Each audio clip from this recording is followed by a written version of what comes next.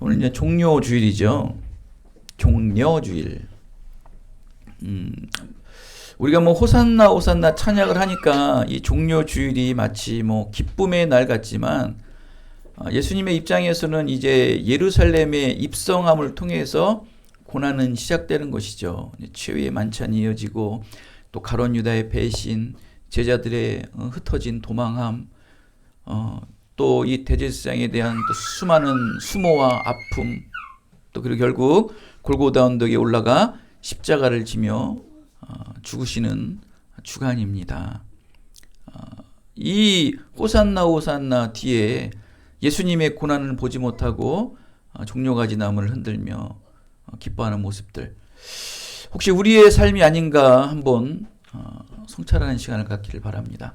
오늘도 혹시 예배에 참여해서 축복을 받고 또 이 땅에 풍요한 삶을 살기 위해서 예수 예수 주여 주여 하고 오신 것은 아닙니까? 당연히 그것도 필요하겠죠. 당연히 그렇게 해야 되고, 그러나 그 이면 뒤에 또 세상 삶을 살아갈 때 또 고난과 역경, 또 밀려오는 수많은 우리도 상상하지 못한 아픔들, 이게 종료주일이에요. 종료주일. 이제 이 종료주일과 동시에 고난주간이 시작됩니다. 왜? 입성하심과 동시에 예수님의 고난은 시작되거든요. 벳박의 감람산에 도착을 합니다. 예루살렘을 바라보며 이제 그 예루살렘에 입성하기 위해 2명의 제자를 맞은편 마을로 보내 나귀와 나귀 새끼를 풀어서 가지고 오라라는 말을 합니다. 그 말에 두 제자는 아무런 토도 달지 않고 예수님께서 말씀하신 곳에 가시고 그곳에 나귀가 있었고 나귀를 풉니다. 그때 주인은 말하죠. 왜 쓰려고 하느냐? 그때 그들은 예수님이 가르쳐 주신 그대로 주님이 쓰겠답니다 라는 말을 했을 때 그 주인은 그것을 아무런 말하지 않고 그것을 풀어서 내어주죠. 그의 이름이 아무개입니다. 그 나귀 새끼와 나귀의 주인의 이름이 아무개예요. 무명씨라고요. 무명씨. 왜 작가 미상 그러잖아요. 그러면 없잖아요. 무명씨. 이름이 없어요.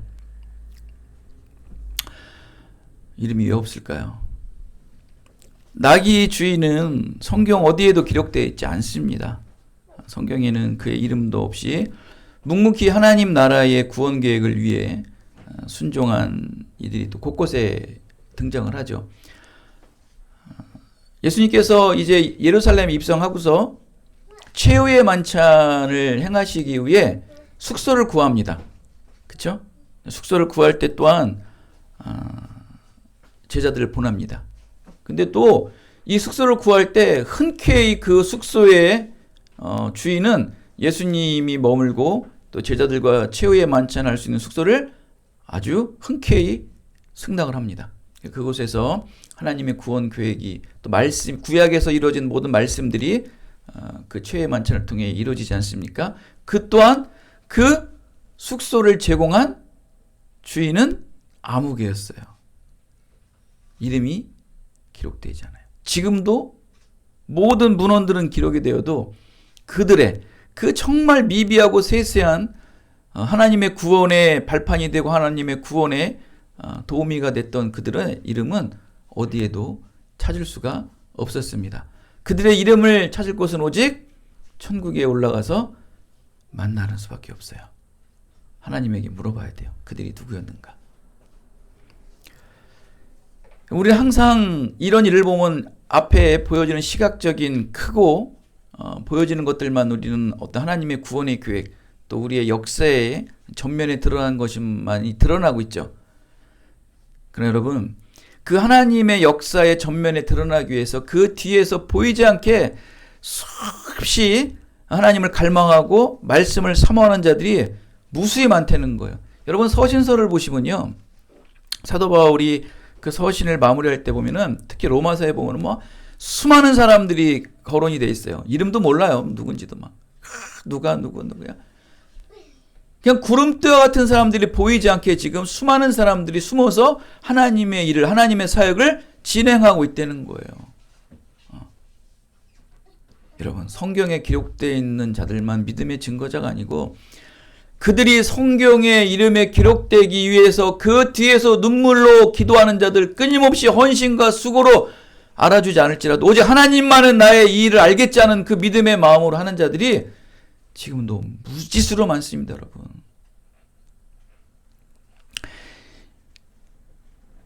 스가랴 9장 9절에 보면은 어찌 왕이 겸손하게 나귀를 타신다라는 말씀이 있습니다.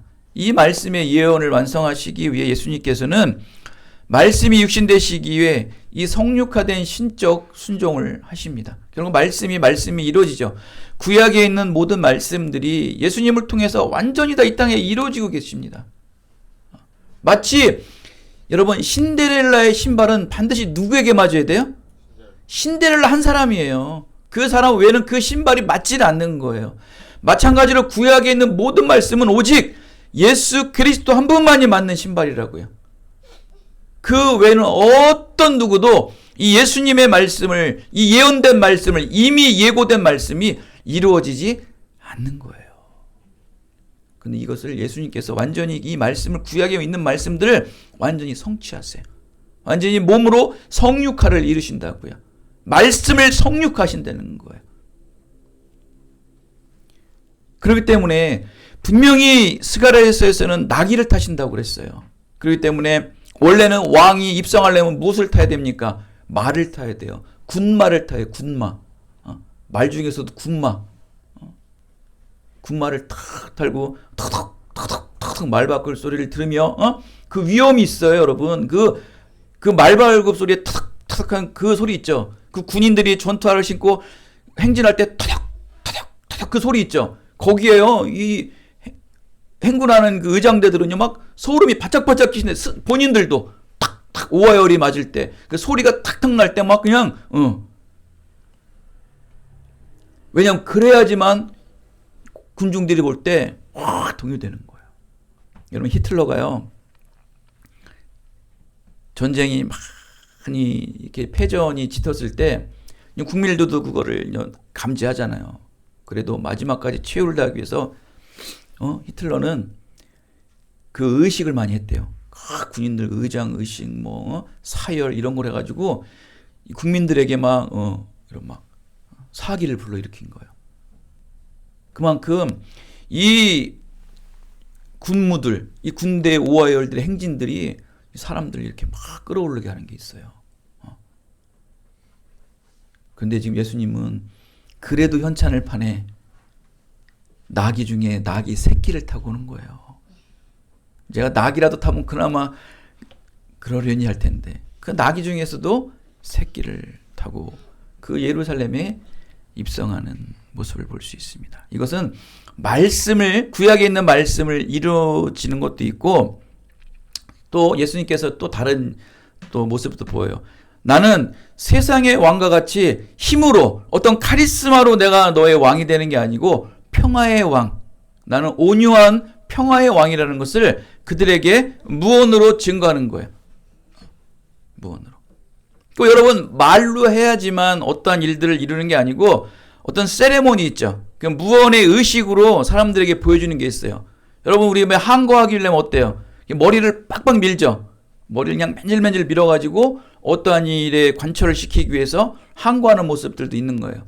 그렇게 믿음의 사람들을, 또 선지자들, 이렇게 외형적인 어떤 세레모니를 통해서 말씀을 아주 표징하는 경우가 있어요. 예수님께서도 이 나귀 새끼를 타는 이유는 나는 너희 세상이 바라는 그런 왕이 아니다는 거예요. 그러니까 여러분들 국민들을 그냥 카리스마를 누르고 군림하려는 그런 권위적인 왕이 아닌 평화의 왕, 너희들과 동등한 왕, 함께하는 왕, 그러한 왕이 되겠다라는 모습으로 가장 겸손한 나귀 중에서도 나귀 새끼를 타고 예루살렘에 입성을 하는 겁니다. 공감대, 친숙감, 그러기 위해 이런 거예요.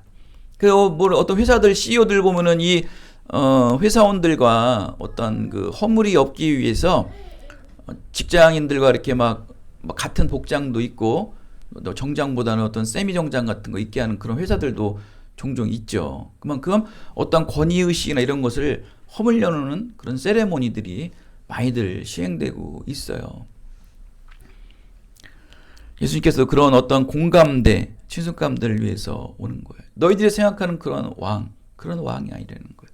그런데 이상하게 사람들은요, 그런 걸 좋아해. 다 왕관도 써야 되고, 럭셔리한, 금박 박힌 옷도 입어야지만, 사람들이 그런 사람들을 존경하고 존칭하는 경우가 많다는 거야. 그냥 같은 복장, 동일한 복장을 하면은 사람들이 인정을 안 해줘요. 다 또 이렇게 설교단생에서도 반짝이 넥타이를 막 매야 되고, 그냥 하얀색 양복을 입어야지만 뭔가 그냥 보는 사람들이 좀 이렇게 감동받는 경우가 많아요. 그러니까 다 그거는 시각적인 모습이겠죠.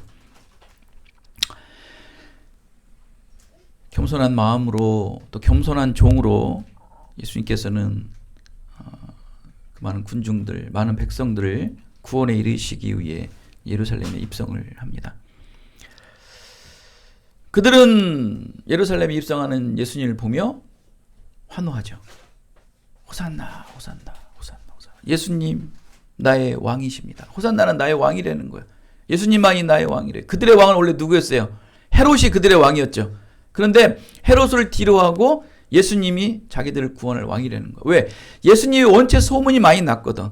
치유의 역사, 사역의 역사들이 많은 소문이 듣다 보니까 죽은 자도 살리고 병든 자들 살리고 오병이의 기적들, 많은 일들이 그들에게 소문이 났다 보니까 야, 대단한 카리스마의 새로운 왕을 이룰 사람이 왔구나. 이제 지금 윤석열 당선자가 됐지만 이전의 왕보다는 더 잘하겠지라는 생각으로 이번에 그분이 당선이 되지 않았습니까? 그처럼 그분의 이제 또 대통령 또 임관식 때 보면은 수많은 또 인파들이 몰려서 윤석열 하면서 막 기대를 하겠죠. 마찬가지예요. 새로운 왕이 왔다는 거예요. 그가 바로 예수라는 거예요. 그래서 막 환호로 나갔는데 호산나 호산나 환호를 하는데 영 보여지는 시각은 아니거든. 그런데도 원체 소문이 많으니까 그냥 호산나 호산나 하는 거예요. 결국 우리도 이 말씀을 잘 알다시피 호산나 호산나 하던 그런 자들이 결국 예수님을 팔아먹고 돌을 던지고 침을 뱉는 자들이 되지 않습니까? 결국 그들이 예수님을 죽이죠. 이렇게요. 믿음의 고백은요. 여러분의 믿음의 고백 열심히 있죠. 특히 제자 중에서도 가장 믿음의 열심은 누구였습니까? 베드로죠. 그 믿음의 열심인 자들. 모든 제자들도 마찬가지예요. 다 믿음의 열심이었어요. 가룟유다 또한 열심이었습니다. 옥합의 향료 나드 향을 뿌리는 그 여인에게 가룟유다에 가서 그래요. 막 꾸짖어요. 이게 얼마나 비싼 건데, 이거를 예수님에게 뿌리냐는 거. 가난한 자에게 줘야지. 이게 뭐하는 짓이야 하면서 그 마음 마치 정말 의롭고 선한 것처럼 막 드러내지 않습니까? 그렇게 열심히 던 자들은 다 도망가죠. 다 도망가. 한 사람 남지 않고 가룟유다는 배신을 합니다. 이게 왜 이렇게 될까요, 대체? 그 믿음인 것처럼 열심히 호산나를 부르고 예수님이라 고백하며 신앙 고백하던 그 제자들이 왜 예수님께서 십자가에 못 박혀 잡히실 때 다 도망가냐는 거예요. 그리고 3번씩이나 부인하냐는 거예요. 호산나 하던 그들이 결국 화살이 되어서 예수님을 십자가에 못 박는 장본인이 되냐는 거예요. 그들의 고백은 뭐였다는 거예요. 여러분의 지금 신앙 고백은 무엇입니까? 여러분이 지금 이 말씀 앞에, 이 예배 앞에 나온 고백은 무엇입니까? 한번 자문해 봐야 돼, 이 종료주의를 통해서. 여러분도 지금 호산나 호산나 나의 왕이시여 나의 주인이시오며 지금 주님을 고백하고 있지 않습니까? 그 너머에 여러분 뭐가 있겠습니까? 풍요가 있겠습니까? 고난이 있겠습니까? 여러분들 머릿속에는 풍요이겠죠. 풍성함이겠죠. 잘됨이겠죠. 하나님을 부르짖고 예수님을 부르짖는데 어찌 나에게 풍요와 유익이 나에게 찾아오지 않겠느냐. 누가 예수님을 부르짖고 하나님을 부르짖고 말씀 앞에 순종하는데 고난과 역경과 죽음이 몰려오겠냐는 거예요. 어느 누가. 지금 이 예배를 하면서 여러분 이 예배 후에 나에게 고난이 찾아오겠지. 난 이 예배 후에 아픔이 찾아오겠지. 나의 이 예배 후에 이별과 슬픔과 죽음이 찾아오겠지라고 생각하시는 분 있으세요? 아무도 없으시죠? 그쵸? 여러분, 우리의 신앙 고백은 말 그대로 믿음과 연결이 돼야 돼요. 제자들의 그 신앙 고백, 이 모든 백성들의 왕이라는 그 메시아라는 고백이 결국 그 뭐와 연결이 안 돼 있어요? 믿음과 연결이 안 돼 있죠. 믿음과 연결이 안 돼 있으니까 이들은 다 도망가고 배신하고 다시 역풍이 부는 일들을 하게 되지 않습니까? 여러분도 그게 문제예요. 지금 여러분들의 고백, 여러분의 그 순종이 결국 이게 믿음과 연결되지 않는 순종과 고백이 안 되면 나중에 역풍으로 맞아온다. 나는 하나님 순종했고 난 하나님 앞에 온전하게 드렸는데 왜 이게 나에게 역풍으로 오십니까? 여기에 여러분들은 이제 신앙의 멘붕이 오는 거예요. 그래서 철저히 제가 말씀드리죠. 지금의 여러분의 신앙의 고백, 여러분의 그 믿음의 그 순종함이 믿음이냐라고 끊임없이 여러분 자문하시다가 말씀을 하시죠. 세상 것을 바라는 게 아니고 하나님을 바라셔야 돼요. 하나님으로 말미암아 예배하고 하나님으로 말미암아 기도하고 하나님으로 말미암아 예배하는 거예요. 제가 늘 강조하는 게 그거예요. 여러분, 여러분의 믿음을 뭘로 표정하실 거예요? 카톡으로 답 보내세요 지금. 여러분의 믿음을 뭘로 표정하실 거예요? 뭘로 표시하실 것이냐고요. 여러분들이 통북청 가가지고 강을 가를 거예요? 응? 여러분들이 저 어디 전철역 앞에 가가지고 오병이의 기적을 이루실 거예요? 뭘로 표식할 거예요, 여러분의 믿음을? 아픈 자들 가는데 치료해준다고 안수기도해서 치료하실 거예요? 뭘로 여러분 믿음을 표정하실 거예요? 단 하나예요, 여러분. 여러분의 믿음을 표시하는 것은요, 여러분 공부 잘하는 걸 뭘로 표시합니까? 여러분의 등급으로 나오죠. 영락 없어요. 등급. 점수예요, 점수. 그럼 여러분들의 믿음은 뭘로 표시할 거냐는 거예요. 단 하나예요. 예배예요, 예배. 다른 목회자나 다른 신학자는 뭘로 말하겠죠. 그러나 저는 예배예요. 여러분, 이 예배의 세레모니가 없으면 이건 여러분 지금 이 자리에 모인 것은 여러분의 믿음의 표시예요, 믿음의 표시. 편안할 때니까 예배 오겠지. 그러나 무슨 일이 생기면 예배 안 하. 믿음은 그때 믿음을 보이는 거예요. 그때 믿음을. 지금 이 제자들은 나귀 새끼를 가지고 오고 나귀 새끼 위에다가 자기의 온 재산인 겉옷을 다 그에 덮어요. 그리고 길에 깔아요. 여러분 그 당시에 겉옷을 벗는다는 건요, 자기 모든 재산이에요. 재산. 겉옷이라는 것은. 그 겉옷을 벗어서 나귀에 올리고, 그러니까 온 마음과 온 정성을 다하여 하나님 앞에 섬긴다는 거예요. 근데 결국 그게 믿음이었어요, 믿음이 아니었어요? 믿음이 아니었죠. 왜 아니었어요? 예수님이 잡히셨을 때 다 도망갔잖아요. 그럼 믿음이 아니었다는 거예요. 여러분도 마찬가지. 지금 이것이 믿음이냐는 거예요. 여러분의 이 고백과 순종이. 내가 이 일을 통해서, 내가 이 예배를 통해서, 내가 이 섬김을 통해서, 내가 이 헌금과 봉헌을 통해서 하나님에게 내게 축복을 주시기라는 생각이 가득하겠죠. 그것을 버리지 않는 순간 여러분 이들과 별반 다를 게 없어요. 믿음과 연결돼. 여러분 믿음과 연결되는 신앙의 고백이 이루어져야 되는 거예요. 그게 예배예요, 예배. 반드시 여러분 앞에는요, 이 예배를 방해하는 무지무지한 일들이 많이 생겨요. 이거를 이기느냐 안 이기느냐.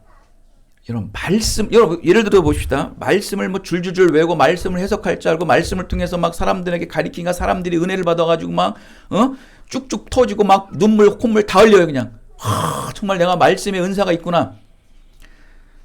하지만 예배를 안 지키면 그거 아무 소용 없습니다, 여러분. 하나님 앞에 제사 드리지 않고 하나님 앞에 예배하지 않는 자, 그거 뭘로 표시할 거예요?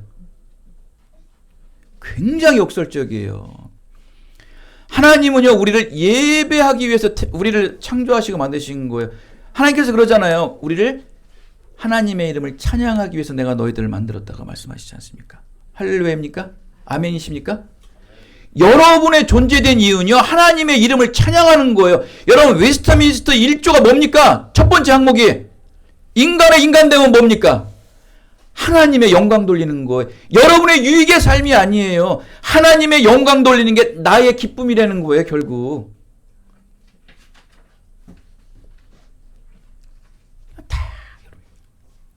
그거는 머리로 마음으로는 아는데 결국 머리와 마음이면 뭐합니까? 머리와 감성이면 뭐합니까? 믿음과 연결되지 않으면 그 말씀은 속된 말로 쓰레기예요, 쓰레기. 아무 쓸데없어요.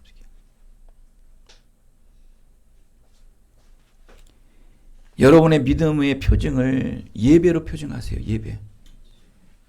예배로 표징 안 하시면 제가 말씀드려요. 예배 말고 다른 거로 표징하실 거 있으면 하세요. 하세요. 네, 그러면 나도 할 게 없다. 뭐 할 게 없네. 예배밖에 없어요. 예배는 하나님께 영광 돌리는 거 아닙니까? 모든 세상의 우선순위보다 하나님께 예배 돌리는 거예요. 그러한 신앙 고백을 드려서 제자들이 고백했고 이 많은 인파들이 고백을 했다면 예수님의 실체가 드러났을 때 저 예수님이 우리의 이 상황에 로마 제국으로 인해 가지고 식민지를 겪고 있는 그런 억압 속에서 우리를 해방시켜줄 메시아가 아니었구나라는 걸 알을 때도 그들은 과연 이러한 배신을 했을까라는 문제예요. 절대 안 하죠. 할까요, 안 할까요? 안 하는 거예요. 여러분이 우리 그런 거 많잖아요. 여러분이 신뢰하고 여러분이 의지했던 그런 사람들이 배신을 내고 그런 실체가 드러났을 때 우리는 어때요? 많은 그 회의감을 느끼고 그 사람에 대한 많은 아주 좌절에 빠지지 않습니까? 그러면서 여러분의 그 믿음의 척도가 많이 떨어져요. 그래서 세상을 불신하게 되고 사람을 불신하는 그런 경우가 많아요. 그러나 우리의 믿음의 대상, 우리의 믿음은 예수님이에요. 예수 그리스도가 우리의 믿음이고 그는 우리의 믿음의 본질이세요. 근데 그분은 결코 믿음이시기 때문에 믿음의 실상이시기 때문에 결코 그분은 실망시키지 않으신다는 거예요. 할렐루야. 예수님이 믿음이에요. 그 믿음을 여러분 예배로 표징하세요. 그러면은 여러분이 지금 찬양하는 것들, 여러분이 기도하는 모든 것들, 여러분이 예배하는 모든 것들 하나님 흠양하시죠. 그리고 어떠한 상황이 이후에 우리에게 몰아쳐 올지라도 우리는 요동하지를 않는다. 예수 그리스도는 나의 왕, 나의 주인 되시고 나의 영원한 구원자 되심을 믿음으로 절대 순종하는 적극적인 이 침노하는 삶을 여러분 사셔야 돼요. 그러기에는 여러분 악착같이 죽으나 사나 예배의 삶을 사셔야 돼요. 예배의 삶을 놓치면 지금도 제가 누누이 말씀드리지만 이 코로나로 인해서 이 반토막이 난 이 한국교회 예배의 상황을 보십시오. 하나님께서는 분명히 여러 가지 입장으로 보겠지만 왜 이 코로나를 줘가지고 이 예배의 삶을 반을 갈라놨을까요? 이 홍수같이 터지는 이 예배의 삶 속에 말씀이 홍수같이 넘치는 이 상황에 정말 여러분 요즘에 예배같이 화려하고 예배같이 은혜되는 거 있어요. 여러분 정말 큰 교회가 없이 정말 예배 은혜됩니다. 음향이고 찬양이고 정말 은혜돼요. 막 머리가 삐쭉삐쭉 쓸 정도로 은혜가 되고 감동 감화가 일어나요. 근데 왜 하나님께서는 이 예배의 풍성함 속에서 말씀의 풍성함 속에서 그렇게 예배 없이는 못 살 것 같다는 그런 자들이 이 코로나의 한 방에 갈라지냐는 거예요. 똑같은 거예요. 호산나 호산나 호산나 나의 왕이시여 외쳤던 그런 자들이 예수님이 잡히자마자 다 도망가 버리는 거예요. 그리고 가룟 유다는 배신을 하는 거예요. 은삼십냥에 팔아버리는 거예요. 뭐냐는 거 대체. 이 호산나 호산나 외침 속에는 죽음과 고난이 있는 거예요, 여러분. 그거 맞으셔야 돼요. 그거 준비하셔야 돼요. 하나님, 나의 왕 되신 하나님, 나의 주인 되신 하나님, 하나님께 영광 돌립니다. 여러분의 그 믿음의 고백이 이후에 어떠한 일이 찾아올지라도, 어떠한 극박한 상황이 나에게 찾아올지라도 나는 지금 하나님에게 믿음 고백했던 것 같이 동일하게 하나님을 고백하리라. 할렐루야. 이러한 삶을 살아야 되는 거예요. 자, 그러한 삶을 살려면 어떻게 되느냐? 여러분, 나귀 새끼를 딱 타고 그냥 그 위에 겉옷을 탁 덮어놓고 나귀 새끼를 타고 탁 들어오면 그냥 쫄랑쫄랑쫄랑 철컥철컥 들어오는 게 아니고 쫄랑쫄랑하고 나귀를 타고 들어올 거 아니에요. 어른들은 뭐야? 저 사람이 예수야? 그러면서도 호산나 호산나 하지만 이게 막 그냥 겉과 속이 굉장히 멘붕 상태로 부르짖었을 거예요. 자, 그런데 이 나귀 새끼를 타고 정말 우스꽝스럽고 촌스러운 모습, 정말 미성숙한 모습으로 들어온 예수를 보고 가장 좋아하는 사람은 누구였을까요? 가장 좋아했던 부류들. 누구? 아니죠. 어린아이들. 우리 환희 같은 애들요. 낙이다. 저도 어렸을 때 아니죠. 저도 이제 언제 한번 자연농원 하면 옛날 사람이죠. 에버랜드 옛날에 자연농원이라고 그랬어요. 우리 어렸을 때.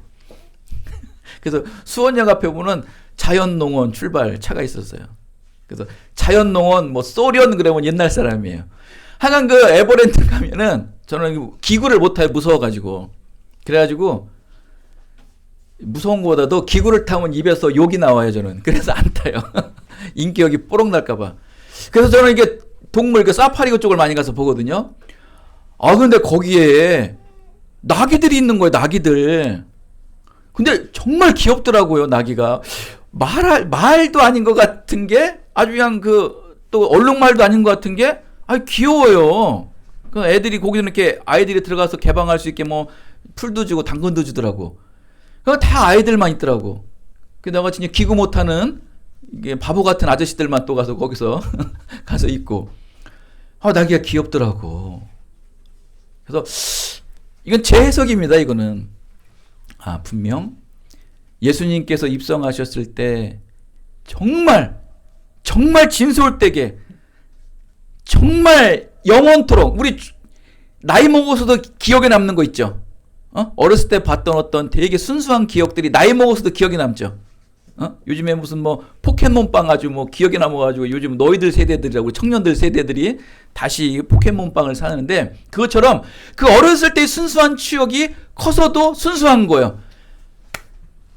어린아이들이 예수님이 낙이 타오는 모습을 너무나 기뻐했을 것 같아. 즐거워가지고 와, 저 아저씨 봐라. 와, 저 아저씨 나귀를 타고 온다 이러면서 무슨 말씀을 하려고 제가 이 말을 할까요? 마태복음 12장에 보면요.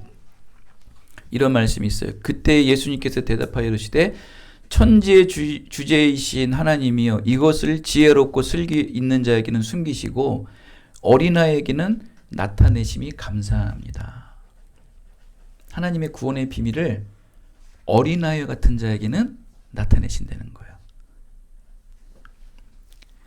여러분 네피오이스라는 단어인데요. 이것은 젖먹이라는 단어예요.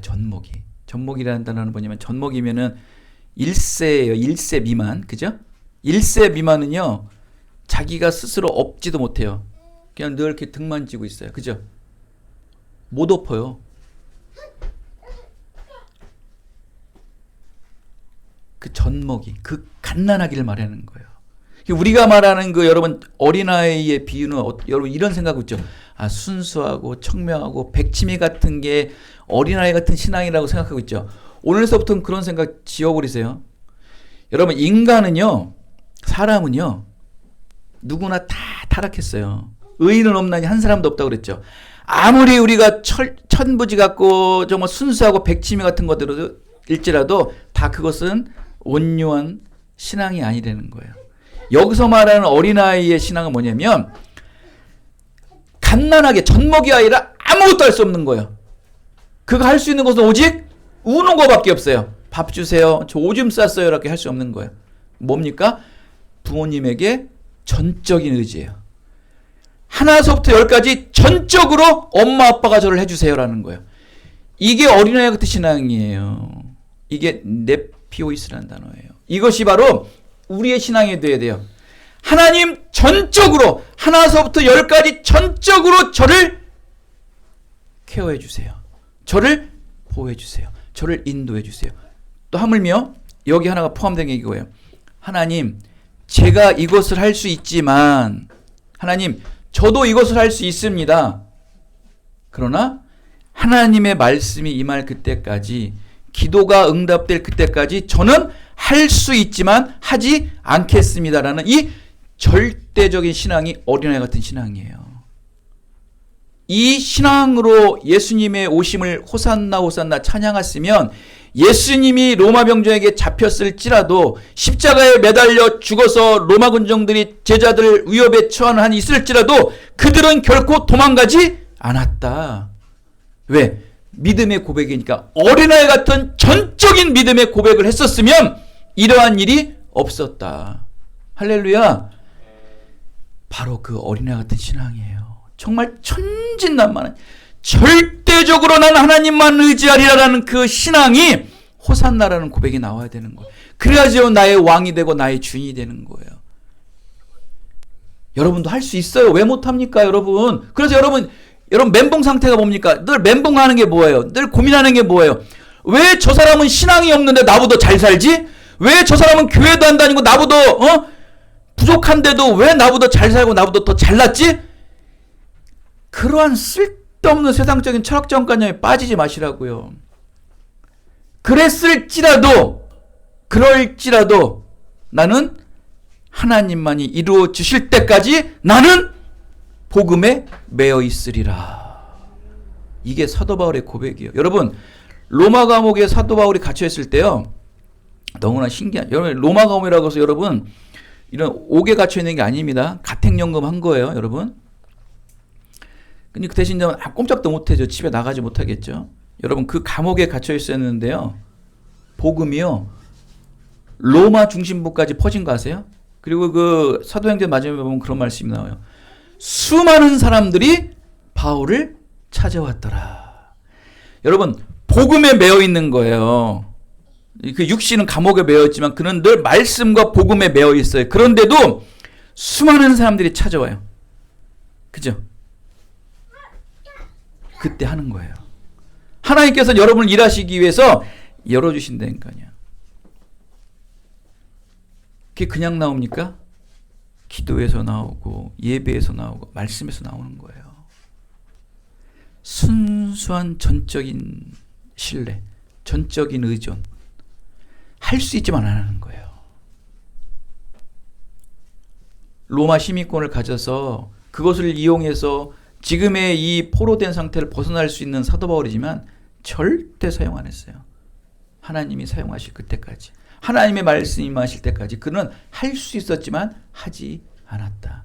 복음에 매여 있으세요. 말씀에 매여 있으세요. 예배에 매여 있으세요. 하나님이 다 열어주세요. 나중에는 급해가지고 그냥 막 재촉을 하실 정도로 쓰신다. 어린아이 같은 신앙을 가지세요. 전적인 의존을 가지세요. 그것이 이 땅에 하나님의 이름을 높이고 여러분의 이름이 높여지는 신앙의 삶입니다.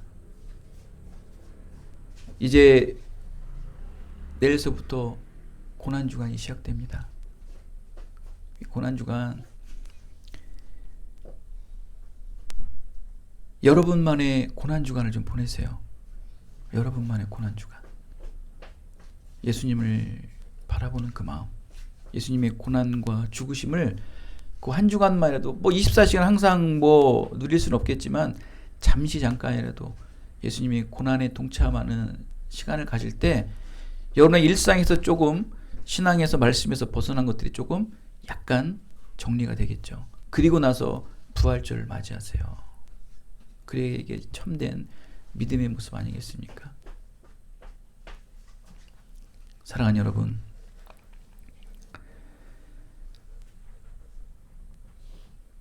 세상 사람들과 같이 또 믿음 없는 사람들과 같이 호산나 호산나 주여 주여 찬양하는 것도 좋습니다. 이름 부르는 것도 좋습니다. 그러나 우리 기쁜 누리교회 성도들만큼은요, 믿음에 입각한, 믿음과 연결된 주의 이름을 고백함을 통해서, 기도함을 통해서, 예배함을 통해서 그 이후에 우리에게 어떠한 극박한 상황이 올지라도 나는 하나님의 이름을 찬양하리라. 어떠한 상황이 나에게 몰려올지라도 나는 내가 하나님 앞에 예배하고 기도하고 고백했던 것들을 결코 변치 않으리라 라는 여러분의 그 결단 있고 정말 강다고 있는 신앙의 고백들을 통해서 새롭게 하나님께서 펼쳐질 부활절을 맞으실 수 있는 한 주가 다 되시기를 예수 그리스도의 이름으로 축원드리겠습니다. 은혜가 풍성하신 아버지 하나님,